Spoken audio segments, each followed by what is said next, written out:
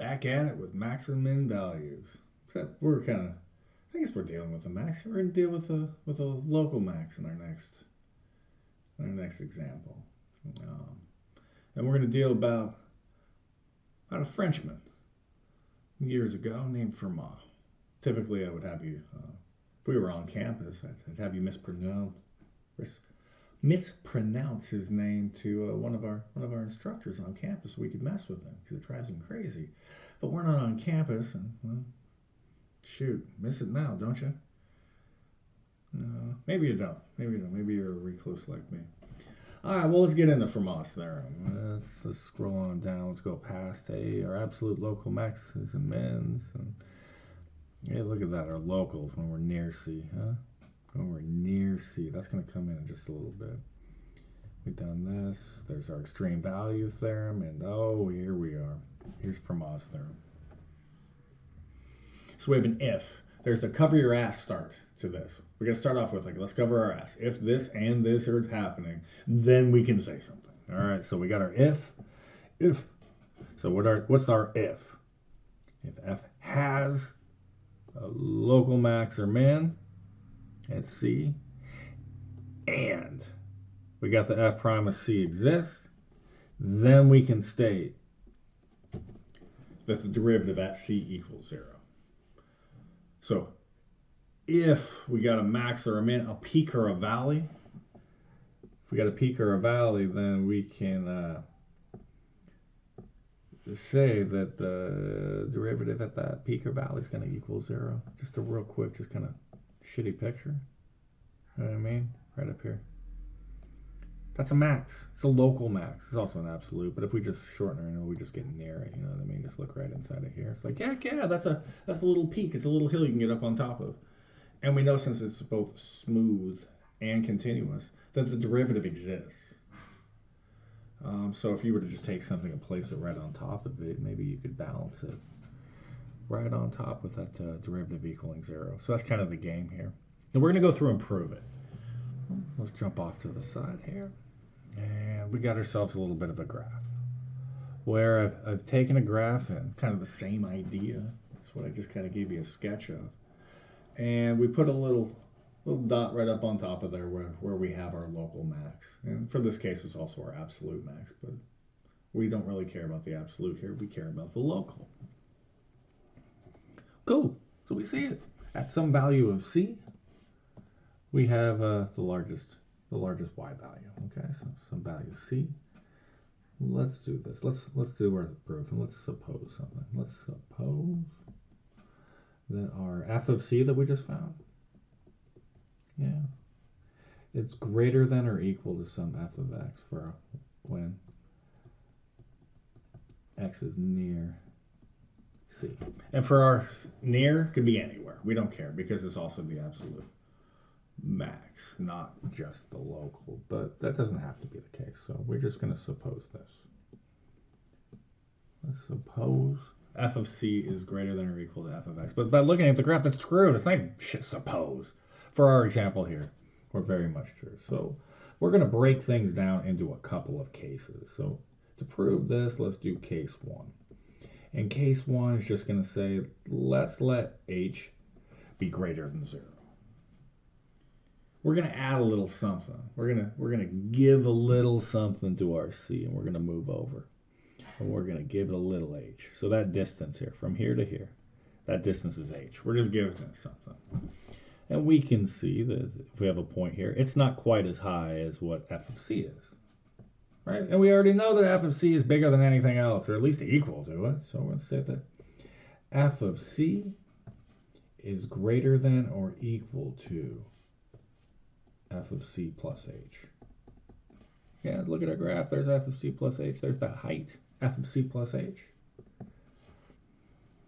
Now we're just going to do a little bit of fancy algebra. We're going to subtract the f of C over to the other side. I'm going to stop color coding at this point and just say when we subtract it over, we subtract, here it is, we're subtracting it over, it just canceled over on the other side. And now we have 0 is greater than or equal to f of C plus h minus f of C.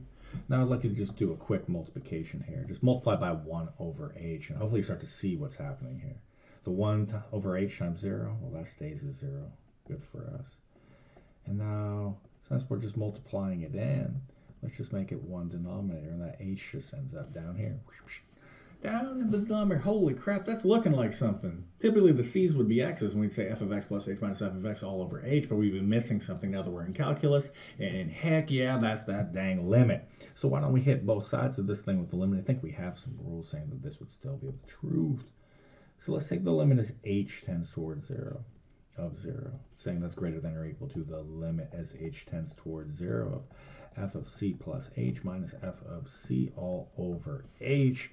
And heck yeah, dude, that's the definition of the derivative at that value of c. So we look off to our left-hand side and we go, well, the limit is h tends to 0 of 0. Well, shit, that's just 0. Is greater than or equal to, well, this is absolutely the derivative of our value c. Typically that thing's an x. Or we had it as an a before, but we'll say f prime of c is less than or equal to 0. So that's saying from the right-hand side that we would have some sort of negative slope. Or it would be 0, right? As we get closer and closer and closer and closer. Well, let's do case 2. Well, let's go say that the h is negative. All right, so we're now going to say that our h is negative.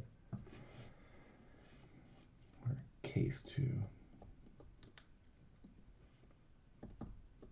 So the h is a little less than 0. So when you add c plus h now, it goes to the left. Because c is a negative value, right? So it's going to go off to the left, unlike that one that we had that went off to the right. So here's case 2.